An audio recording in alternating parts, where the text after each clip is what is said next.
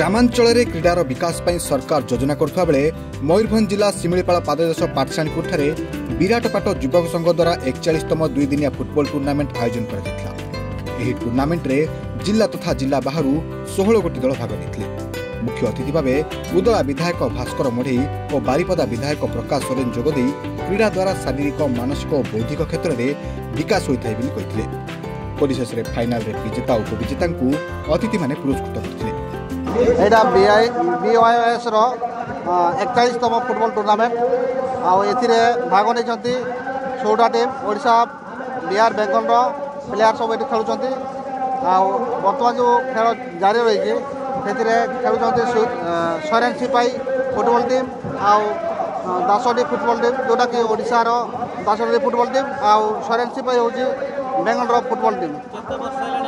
यहाँ 41तम football tournament आयोजन कर मुख्य आभिमुख्य हूँ एटिकार युव प्रतिभा को यही खेल दिगरे सामिल करवा एवं ये जो लेडीज मान को आम जो लेडीज रेफरी ये आणिकी खेलुचे सीटा हूँ यही अंचल महिला मानक बर्तमान युवती मानक से खेल दिगरे इंस्पायर करने यहाँ गोटे प्रयास।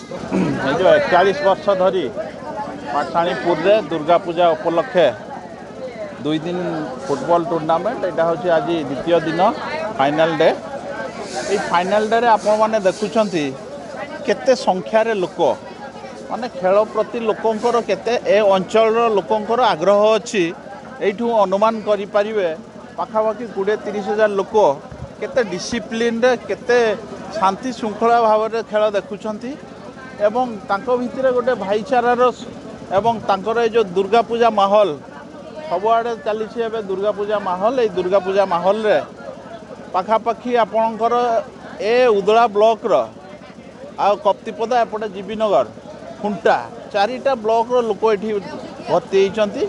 तेणु ये जो माहौल तैयारी होइछि ए अंचल ये जो बैद्यनाथ सिंह स्टाडियम आपणकर एटा नुआ भाव में से बैद्यनाथ सिंह स्टाडियम ये स्टाडियम रे आपणकर ऑर्गेनाइजर ता सहित अंचल बुद्धिजीवी एवं खेल को सेमाने केमिति 41 वर्ष है तांको भितर गोटे बजाय रखिछंती जे खेल को ए अंचल पिला भितर माने आग्रह सृष्टि करिया पई एवं एई माध्यम रे पिला मध्य स्टेट लेवल डिस्ट्रिक्ट लेवल खेली पारछंती एवं आगामी दिन रे खेल माध्यम रे बा पाठशाणीपुर टूर्नामेंट माध्यम रे भी मध्य आग्रह पिला नेशनल लेवल को जाई परिबे।